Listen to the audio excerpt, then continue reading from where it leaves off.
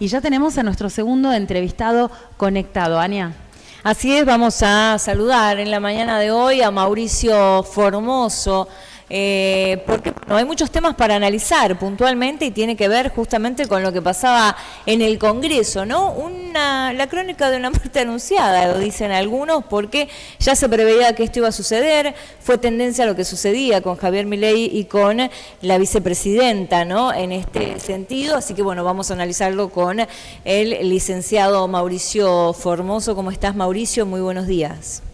Hola, ¿qué tal? Buenos días, ¿cómo están? Ania, Juli. ¿Cómo estás, Hola, Mauricio? Un gusto tenerte en la mañana de hoy y tratar de entender, ¿no? Lo que viene sucediendo a nivel nacional, qué es lo que ha pasado en el Congreso, algo que se preveía, se trató de evitar, ¿no? Que sucediera esto, en donde, bueno, la vicepresidenta decidió avanzar y lamentablemente el resultado fue el mismo. Sí, absolutamente. Finalmente se trató, luego de tanto pedir por la oposición, que se haga lugar al tratamiento del famoso DNU de los primeros días del año 2024, ese mega DNU que iba acompañado también de la ley ómnibus en su momento, pero que fue saliendo vía decreto de necesidad y urgencia, en pleno ejercicio de las facultades que tiene el presidente para ejercer y para administrar la cosa pública nacional.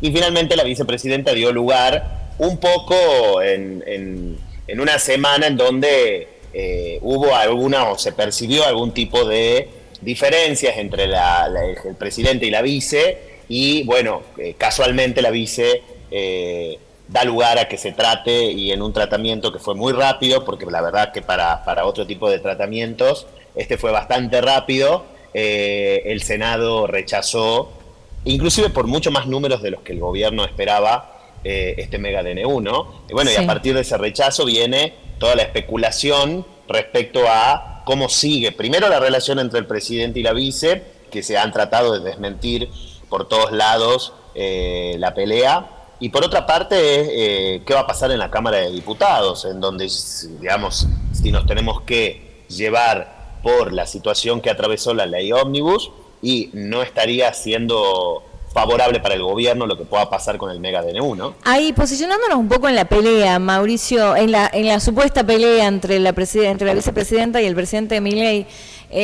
¿fue real esa pelea, según tu apreciación? ¿Por qué tuvieron que salir ambos dos a desmentirlo? ¿Era necesario tratar de hacerle creer a los argentinos que estaba todo bien? Yo creo que las tensiones existen y van a existir siempre. Lo que sucede es que ellos intentan permanentemente, al tener toda una narrativa anticasta y toda una narrativa de lo diferente de la política, intentan por todos los medios mostrar que lo que le ha pasado a Menem, lo que le ha pasado a De la Rúa, lo que le ha pasado a Cristina con Cobos, lo que le ha pasado a Alberto con Cristina, lo que ha pasado en la historia argentina y democrática de los últimos 40 años, en reiteradas oportunidades, que son diferencias sustanciales entre quien conduce el Congreso y quien conduce el Poder Ejecutivo, no existen, porque ellos necesitan mostrar esa diferencia. Entonces calculo que la justificación de por qué ambos han salido con tanta vehemencia a justificar que no están peleados, o a intentar hacernos creer que no ha sido un chispazo de la última semana, responden más a eso, a una cuestión del relato, de la narrativa que tiene el propio gobierno. Ahora, la diferencia existe y va a existir siempre. Siempre va a haber diferencia entre el presidente y la vice, y un vice, sea cual sea el partido que gobierne. Y más aún en La Libertad Avanza. ¿Por qué? Porque la vicepresidenta tiene posturas totalmente antagónicas en un montón de cuestiones que el presidente piensa de una manera, y lo han dicho en reiteradas oportunidades durante la campaña. Es más, se los ha sentado juntos en un montón de sets de televisión durante la campaña, recuerdo, a donde se le ha dejado de manifiesto las diferencias y las incomodidades que los unían. Entonces, sumado a eso, la vida democrática de la Cámara del Congreso Nacional implica una administración de tensiones y de negociaciones permanentes que tiene que hacer el presidente de la Cámara, que en este caso de la Cámara de Senadores, que es la vicepresidenta, y el presidente de la Cámara de Diputados, que es el doctor Menem, permanentemente tienen que administrar tensiones y hay un juego y una lucha de poder constante, de tira y afloje, para que el Congreso funcione con normalidad. No pasa lo mismo en el Ejecutivo. ¿Por eso hay un doble mensaje cuando Menem dice que no hay que ser tibios? Yo calculo que sí. Creo que en el mensaje de él un poco está el resumen de eso, ¿no? Efectivamente, sí. A ver, no es lo mismo sentarte en el sillón de Rivadavia que sentarte en el Congreso Nacional, porque las administraciones son diferentes, entonces obviamente que van a entrar en tensión. Han entrado a lo largo de la historia, digamos, no es normal. Lo que pasa es que hay que desdramatizar la situación. ¿Cuál es el tema? Que llevan 90 días, entonces la preocupación del mercado, la preocupación de los empresarios y de la política en general y de la ciudadanía en última instancia es que llevan 90 días y las tensiones ya fueron evidentes. Pero bueno, también hay que ver cómo impacta el factor de la tercera persona de la que se habla, que ha influido en algunas diferencias, algunas diferencias sean más sustanciales, que tiene que ver con la figura del expresidente Mauricio Macri, ¿no?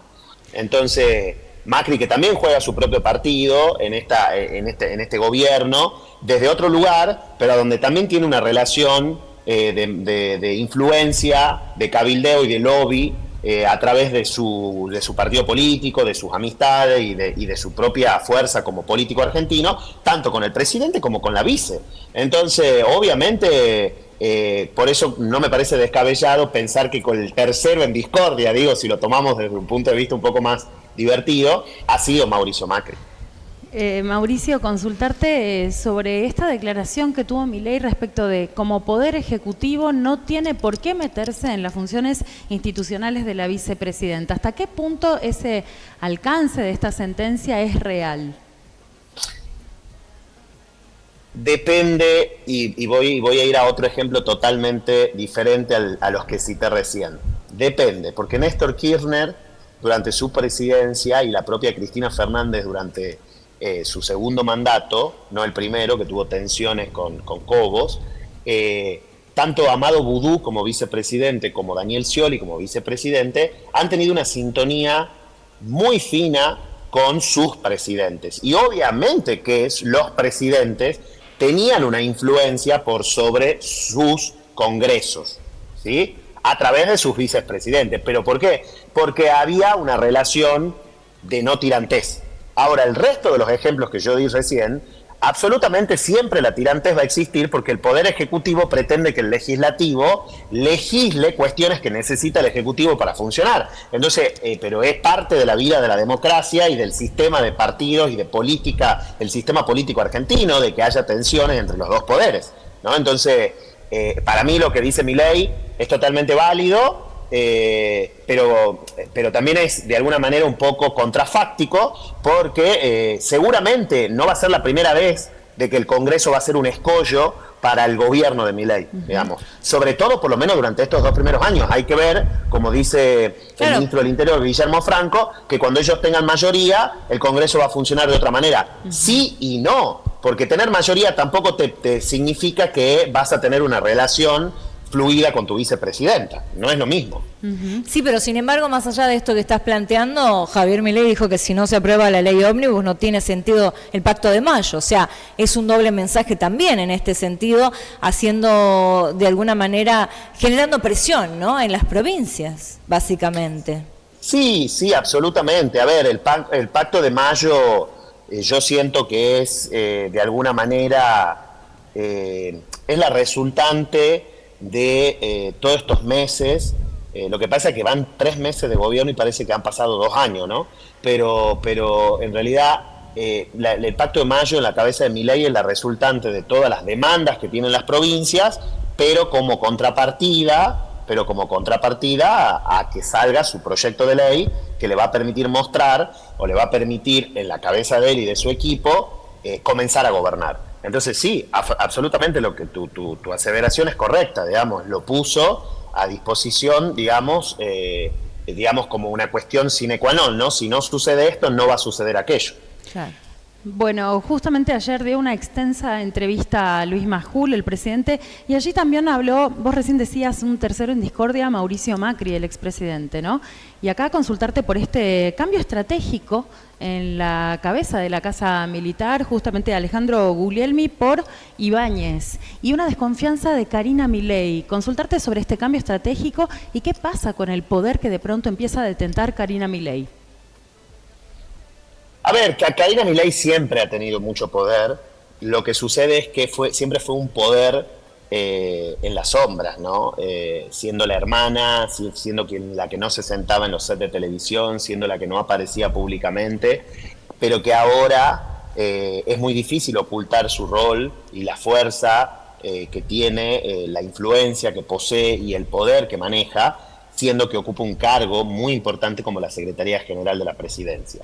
Entonces, efectivamente, se ha producido el cambio en la Casa Militar, que responde, a ver, a mí, en la verdad hay que desdramatizar algunas cuestiones. La persona que estaba en la Casa Militar llevaba 8 años en esa función, viene desde la época de Mauricio Macri, y bueno, a ver, Karina Milei sintió o siente, o el presidente con todo su derecho siente, que no estaba cumpliendo con sus deberes de funcionario público esta persona, de que es responder, cuidar y sobre todo mantener en secreto, si se quiere, diferentes cuestiones que tienen que ver con el gobierno. Y están en todo su derecho y potestad de poder modificarlo. Por ahí lo que termina sucediendo es que se juzga la actitud que tiene la Secretaría General de la Presidencia, porque nunca en la historia democrática de nuestro país, y esto sí puedo decir que nunca ha sucedido que exista un secretario con tanta fuerza, casi, te diría que hasta más que un jefe de gabinete, ¿no? Entonces, creo que ahí radica esta cuestión, si se quiere, de análisis permanente que hay sobre la figura de Karina Milei. Pero nadie podía desconocer en la previa o cuando intentábamos investigar allá hace 2 años o hace 1 año atrás, en plena campaña, quién era Karina Milei en la vida del presidente. Y es una persona de una influencia, te diría que creo que no hay nadie que tenga la influencia que tiene Karina Milei sobre el presidente. Eso me arriesgo a decir, ¿no? Y también me arriesgo a decir que no existió nunca en los 40 años de democracia una secretaria general de la presidencia con tanto poder, igual o más que un jefe de gabinete. Mauricio, como analista y estadista, se habla de que Javier Milei puede llegar a tener hoy un 60% de imagen negativa. ¿Coincidís con eso? A ver, sí, lo he visto al informe de la consultora cordobesa. A ver, yo creo que hay mucho aguante de la ciudadanía a lo que ha apostado, pero considero también que la gente llega un momento que no aguanta más, digamos, cuando la crisis la empieza a sentir, por más apoyo o por más ganas que se tenga de hacer un sacrificio ciudadano para aguantar este ajuste, ¿no? Porque ayer también el presidente, viste, y un poco conectando de nuevo con la entrevista de ayer, el presidente le dijo ayer a Luis Majul que no es correcto de que la Argentina, digamos, de que la gente está pagando el ajuste en la Argentina. Y la realidad es que sí lo es. O sea, sí lo es. No. Yo creo que con esas declaraciones el presidente se empantana y empieza a perder un poco de credibilidad su relato tan bien armado que trae desde la campaña, porque si hay algo que uno como analista puede ver, te guste o no te guste, lo que Milei esté haciendo como presidente, es que hay una consistencia, y voy a citar a muchos colegas de ustedes, y voy a citar a muchos políticos que he escuchado en el último tiempo, que hay mucha consistencia de que es la primera vez que lo que se dice en campaña, por lo menos en estos 3 meses, se hace. Que es decir, el ajuste sabíamos que se iba a hacer, él no lo negó, nunca. Sucede que sí, dijo que en un gran porcentaje lo iba a pagar la casta y no la ciudadanía, y es al revés. El mayor porcentaje lo llevó la ciudadanía y no tanto la casta. Pero esto tiene que ver simplemente porque la política, el impacto en el presupuesto del gasto político es muy bajo, a pesar de que nosotros nos escandalicemos con noticias de que la Cámara de Diputados, cada diputado gana 2 palos o 3 palos por mes y que tienen 60 asesores. Cuando uno analiza en términos macro todos los números del Estado Nacional, La política es un porcentaje ínfimo respecto a la cantidad de gastos que tiene en otras áreas, como por ejemplo jubilaciones, como por ejemplo pensiones, como por ejemplo asistencia social, como por ejemplo salud, educación, a donde obviamente ahí el ministro Caputo ha hecho el ajuste fuerte y el que necesitaba para poder convalidar lo que él ha presentado como plan de estabilización del gobierno de Milei. Entonces, yo creo que la Argentina se debate entre el sacrificio creciente y el descontento palpable. Es decir, yo creo que hay un sacrificio creciente de los ciudadanos de seguir, por eso sigue manteniendo una base dura de 45, casi 50 puntos de apoyo popular, el presidente de la Nación, pero creo que hay un descontento palpable del que no se puede seguir tirando del mantel porque en algún momento se va a cortar, ¿no? Entonces creo que hay ahí una situación en la que los ciudadanos están a la espera, pero cada día que pasa es un crédito menos para el gobierno nacional. Bueno, sin embargo, hoy hay organizado un piquetazo nacional y quería consultarte respecto de eso. Está por comenzar en 10 minutos la convocatoria allí en Buenos Aires. Aquí en Tucumán fue a las 8:30 de la mañana y además también hay anunciado un paro de aerolíneas argentinas, de los pilotos, en realidad afecta a todas las aerolíneas, para el feriado del fin de semana largo. Tiene que ver con no haber acordado los salarios, con la intención de privatizar aerolíneas argentinas y hoy el piquetazo nacional por el fuerte ajuste y el plan motocicleta. ¿Te parece que estas medidas de fuerza que toman distintos sectores tienen impacto en este gobierno? Yo creo que el gobierno sigue teniendo, como lo dije un poco conectando con la respuesta anterior respecto a su imagen negativa, yo creo que el gobierno sigue teniendo hándicap, lo va perdiendo día a día, como lo dije recién, y estas cosas impactan. El primer paro, su impacto fue casi mínimo. Estamos hablando en términos, siempre me estoy intentando circunscribir a la situación de si golpea o no al gobierno estas medidas de fuerza. No estoy diciendo desde otro punto de vista, porque obviamente un paro nacional tiene un impacto económico tremendo, o sea que de eso no podemos discutir porque es real, digamos, nadie puede estar en desacuerdo con eso. Ahora, el impacto del primer paro nacional fue, para el gobierno, fue muy bajo y por eso el gobierno siguió avanzando con esa ley ómnibus, siguió avanzando con lo que creía que era lo correcto en la cabeza de ellos, porque no fue del todo, digamos, no fue lo que se esperaba o lo que esperaban ellos. Y ojo, en las centrales obreras también lo han analizado así a pesar de la gran movilización. Digamos, fue bastante simbólico desde ese punto de vista. Ahora, las movilizaciones de hoy, que sí efectivamente se han suscitado a la mañana temprano acá en Tucumán y que se están desarrollando a lo largo del país, tienen que ver con esto que yo les acabo de decir. Digamos, la ciudadanía está en una situación donde el sacrificio es enorme, pero el descontento también. Entonces, está dispuesta la gente a aguantar en la medida en la que comience a haber alguna situación de beneficio del tanto aguante. Pero por otro lado también se provoca que digamos, en la narrativa de Milei, esta situación de manifestación que se provoca hoy o que se da hoy, la termina respondiendo o terminan fortaleciendo de alguna manera a ese 40, 45 o casi 50% de los ciudadanos que apoyan al gobierno todavía en esta contranarrativa de decir ahí está la casta, ¿no?